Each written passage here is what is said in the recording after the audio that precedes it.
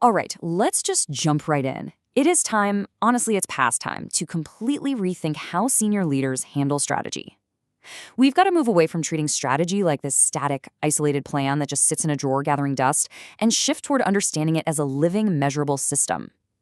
In this explainer, we are going to look closely at the engineering of implied strategy. Now, here is the ultimate engineer's question. If we cannot measure it, can we improve it? It immediately exposes the fatal flaw in how we traditionally view what we call the strategy execution gap, right? If we're failing to adopt, the very first question we need to ask ourselves is, well, what are we actually measuring in the first place? For decades, we've just assumed that if a strategy fails, it's because the folks on the ground simply aren't following the plan. We point fingers at poor execution, but the reality is far more systemic. The strategy execution gap is literally not an execution problem at all. It's a measurement problem. We are running quality control on the completely wrong variables. So here's how we're going to break this down today. First, we'll look at the measurement failure. Second, strategy as living system. Third, the OSW3 Strategy Tripod. Fourth, the 3 strategic sensors. And finally, number 5, continuous recentering. Okay, part 1, the measurement failure. So why are the traditional metrics you review in your board meetings actively hurting your organization? Well, think about it. When you look at your dashboards, what do you usually see? Plan adherence, budget compliance, milestone completion. Look, these are all lagging indicators. They're incredibly good at answering one specific question. Did we do what we intended to do? But they completely fail to answer the absolutely crucial question in a complex world, which is, should we still be doing it?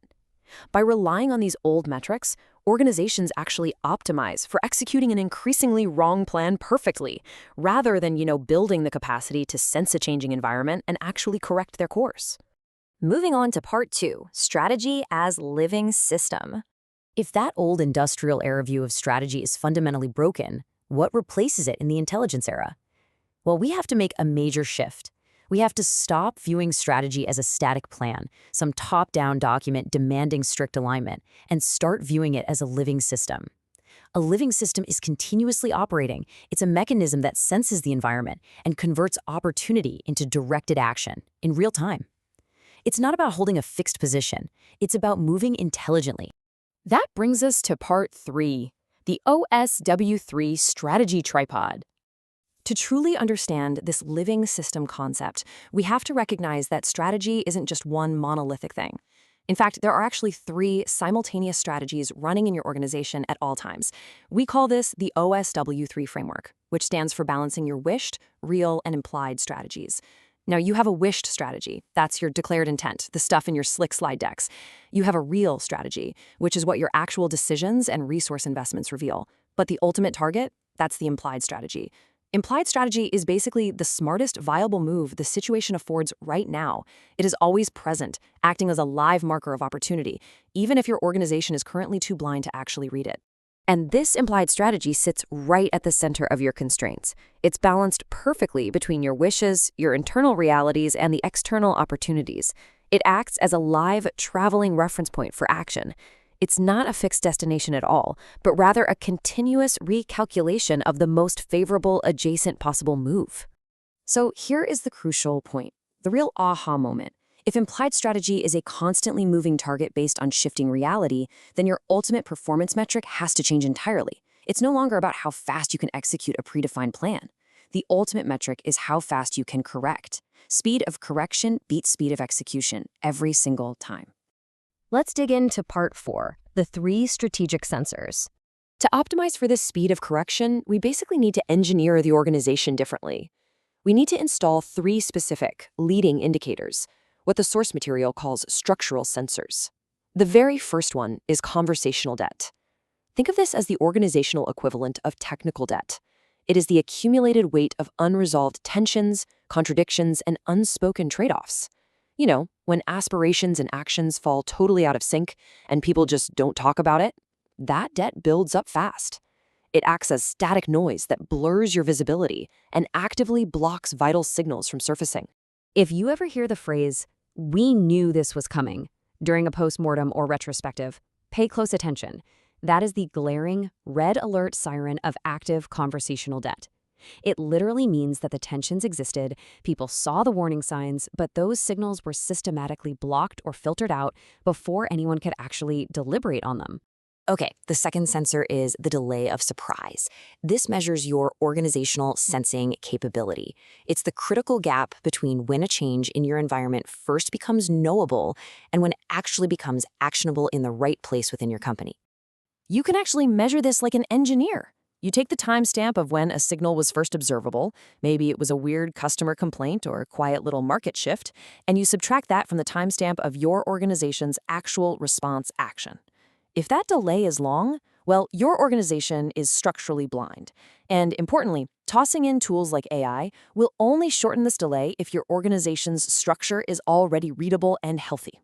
Otherwise, honestly, it just amplifies the noise. Our final sensor is wasted opportunity. This relies directly on the concept of implied strategy. It is the gap between the move you actually made and the absolute best move the situation actually afforded. While you might only know this in hindsight, tracking it over time makes it the most honest performance metric an organization can possibly have. It tells you, definitively, if you are fundamentally well-centered or systematically biased.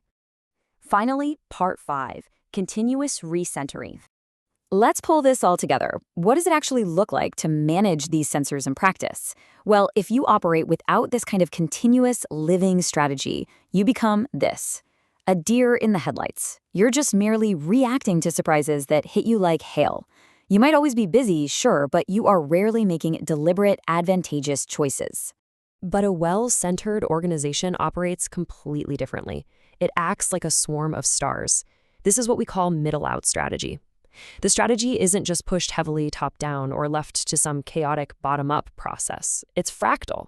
Every node, every single team integrates the strategy autonomously based on their local reality. They are structurally equipped to read themselves honestly, adjusting and rebalancing continuously as new opportunities pop up. And what's fascinating is how this transforms every sector differently.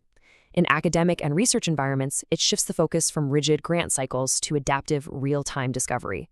In public administration, it moves agencies from slow, bureaucratic compliance to real-time citizen response. In corporate governance, it changes boards from backward-looking auditors into forward-looking censors. And for SMB and owner-led companies, it finally empowers local teams to pivot rapidly without waiting for the owner's bottlenecked approval.